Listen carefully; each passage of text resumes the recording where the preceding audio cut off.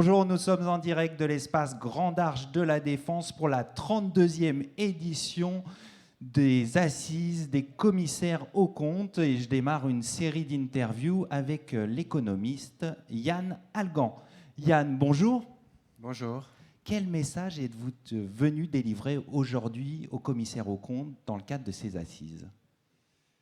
Alors un message simple mais fort. La confiance est au cœur de la résilience de nos sociétés. Et en ce sens, ces assises tombent vraiment à point nommé autour du marché de la confiance. Donc la confiance est essentielle pour expliquer la prospérité économique des pays. Elle est essentielle aussi pour expliquer le bien-être des citoyens. Vivre dans une société de défiance, c'est vivre dans une société de l'angoisse lorsqu'on pense que ni les experts ni les gouvernements ne peuvent réguler les risques auxquels font face l'ensemble des citoyens. Mais plus fondamentalement, comme le montre la crise de la Covid-19, la confiance est au cœur de la résilience de nos sociétés. La crise du Covid, c'est vraiment la première crise du XXIe siècle qui inaugure les crises à venir, telles que la crise climatique, et qui requiert vraiment une coopération entre les milliers de citoyens, les gouvernements et les experts, en l'occurrence les scientifiques. Et les pays où cette confiance est élevée sont les pays qui ont réussi à beaucoup mieux gérer la crise actuelle. Alors le marché de la confiance, c'est le thème de ces assises des commissaires aux comptes. Quels sont les éléments clés de ce marché de la confiance ?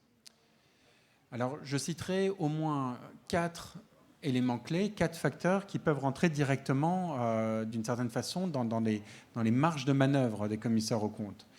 Le premier déterminant de la confiance, c'est vraiment la sécurisation face au risque économique. L'ensemble des études des 10 dernières années montrent que la défiance dans les institutions et dans les experts a monté à proportion de la hausse des risques économiques, qu'il s'agisse de la digitalisation, qu'il s'agisse de l'ubérisation ou des risques plus généralement climatiques ou sanitaires.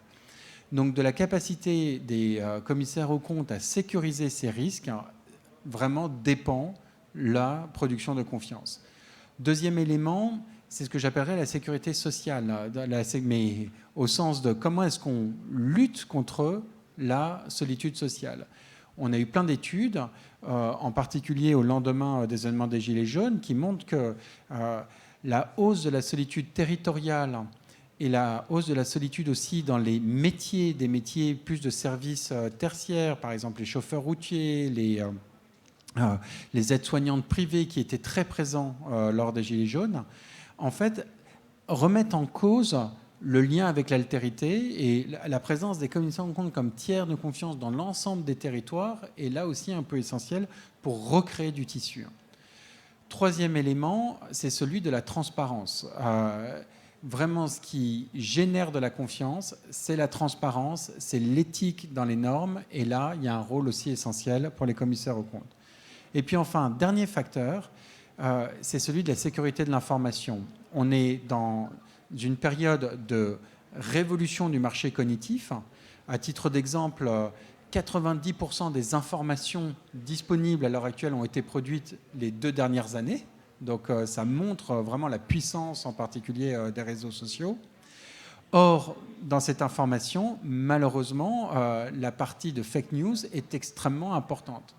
Donc dans une situation où il y a un recul de ce qu'on appelle des gatekeepers habituels, par exemple des journalistes, il est vraiment très important que des institutions puissent sécuriser l'information qui circule auprès des particuliers et auprès des entreprises. Et là, les commissaires aux comptes ont un rôle essentiel à jouer.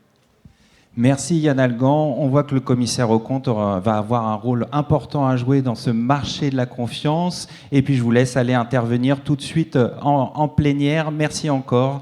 Et merci à toutes et à tous pour votre fidélité. Et je vous dis tout de suite pour un nouvel interview en direct ici de l'espace Grand Arche de la Défense. Merci à vous.